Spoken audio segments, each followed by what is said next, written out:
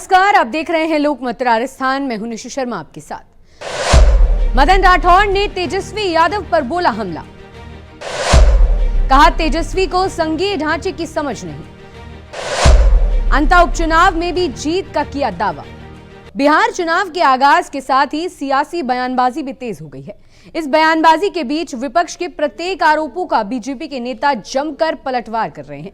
इसी क्रम में राजस्थान से बीजेपी प्रदेशाध्यक्ष मदन राठौड़ ने भी तेजस्वी यादव और कांग्रेस पर बड़ा हमला बोला है।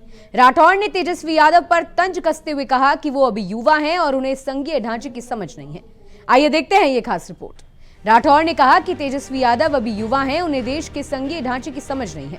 हमारा देश संघीय व्यवस्था से चलता है और जो निर्णय केंद्र सरकार लेती है उसे हर राज्य को मानना होता है। कोई ये कह दे कि हम किसी केंद्रीय कानून को अपने प्रदेश में लागू नहीं होने देंगे, ये न केवल बचकानी बात है बल्कि संविधान की अवमानना भी है।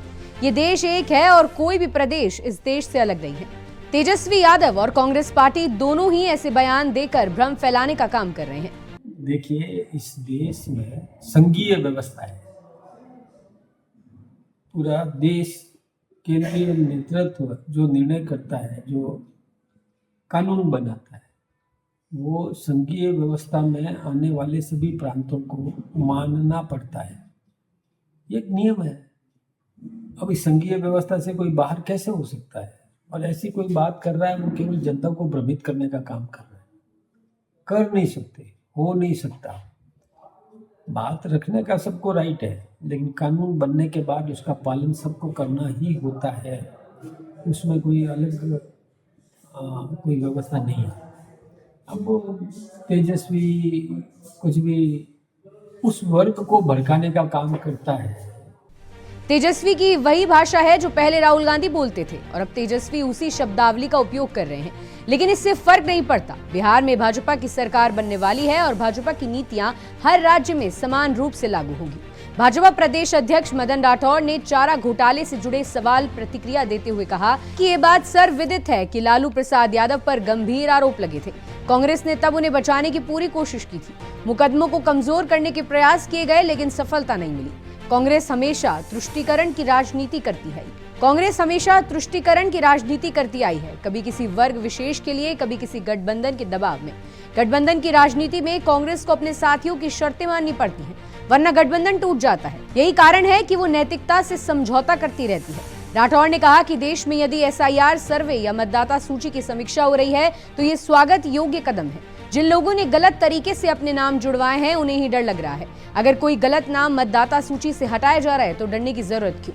देश का निर्णय देश का नागरिक करेगा। जो ईमानदार है उसे डरने की कोई जरूरत नहीं है। या फिर उनके मन में कुछ है और बोलते कुछ और है। देखिए, SIR होना ही चाहिए। अभी वो बिहार में प्रभारी बने और वहाँ नाम कट रहे हैं कुछ लोगों के, जो बांग्लादेशी या रोहिंग्या या और दूसरे प्रांतों के हैं। वहाँ आकर के केवल वहाँ से नाम कटवाया भी नहीं और यहाँ आकर के और नाम उन्होंने जुड़वा भी दिया होगा। तो ऐसे लोगों का और इस देश के लिए कोई मतलब, जहाँ तक गहलोत साहब की बात है तो उनको सोचना चाहिए, देश हित पहले होना चाहिए, पार्टी बाद में। अब वो पार्टी का देखते हैं पहले कि हमें वोट मिल सकता है कि नहीं मिल सकता, वो उसको देख करके राजनीति कर रहे हैं। ये ठीक नहीं है। राष्ट्रभक्ति की भावना, राष्ट्रीय चरित्र, ये सब में होना चाहिए। राजनीति तो आती रहती है, जाती रहती है, लेकिन देश पहले है। भाजपा प्रदेश अध्यक्ष मदन राठौड़ ने कांग्रेस की अंदरूनी कलह पर कहा कि आज कांग्रेस एकजुटता की बात कर रही है, लेकिन अपने ही मुख्यमंत्री को किसने नीचा दिखाया, पार्टी किसने तोड़ी? आज तो हॉर्स ट्रेडिंग की बातें कर रहे हैं, वही अपने नेताओं को बेचने पर मजबूर कर चुके हैं। क्या उनके अपने विधायक बिकाऊ माल हैं या वो ऐसी बातें कर रहे हैं? राठौड़ ने कहा कि भाजपा में ना तो कोई विद्रोह है न असंतोष। भाजपा पार्टी एकजुट है, चुनावी तैयारी पूरी है। हमारे उम्मीदवार मोरपाल सुमन और कार्यकर्ता अपने क्षेत्र में सक्रिय हैं। भाजपा के वरिष्ठ नेता मैदान में जुटे हुए हैं। स्वयं वसुंधरा राजे, मुख्यमंत्री भजनलाल शर्मा जी निगरानी कर रहे हैं। नामांकन प्रक्रिया आज पूरी हो जाएगी। हमें पहले से भी पता था कि हम हमारी पार्टी को एकजुट रखेंगे, एकजुट है, कहीं कोई विद्रोह नहीं होगा। और ठीक है, हमारा चुनाव तो परवान चढ़ गया है और आगे बढ़ रहे हैं हम। निश्चित रूप से हमारी पार्टी अच्छे वोटों से जीतेगी।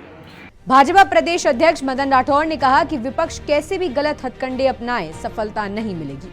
हाल ही में करीबन 9 करोड़ रुपए और शराब जब्त की गई थी। ये गलत तरीके हैं जो चुनावी नैतिकता के विरुद्ध हैं। जनता सब जानती है और समय पर जवाब देगी। भाजपा सरकार के कामों की सराहना करते हुए राठौड़ ने कहा कि भजनलाल शर्मा की सरकार ने राजस्थान में जिस तरह तेजी से काम किया है वो प्रशंसनीय है। पिछली कांग्रेस सरकार ने 5 साल में ईआरसीपी और बिजली व्यवस्था पर कोई काम नहीं किया। अब प्रधानमंत्री नरेंद्र मोदी और मुख्यमंत्री भजनलाल शर्मा के नेतृत्व में रामजल सेतु परियोजनाएं शुरू हुई हैं, टेंडर जारी हुए हैं और पाइपलाइन का काम चालू हो गया है। भाजपा सरकार ने उद्योग, बिजली, जल और सड़क चारों मोर्चों पर मजबूत कार्य किया है। अब तो कांग्रेस को स्वीकार करना चाहिए कि जनता के हित में जितना अधिक काम हुआ है वो भाजपा सरकार के नेतृत्व में ही हुआ है। एकजुटता की बात आज कर रहे हैं। एकजुटता को तोड़ने का काम किसने किया? निकम्मा नकारा किसने कहा? अपने उप मुख्यमंत्री को इतना नीचा किसने दिखाया? किसने पार्टी तोड़ी? अब वो कह रहे हैं कि हॉर्स ट्रेडिंग, तो इतने हॉर्स ट्रेड के लिए तैयार उन्होंने किए ना। बातें करते हैं केवल, उनके घोड़े बिकने वाले हैं क्या? ये अपने लोगों पर कितना एक ऐसा मतलब हल्का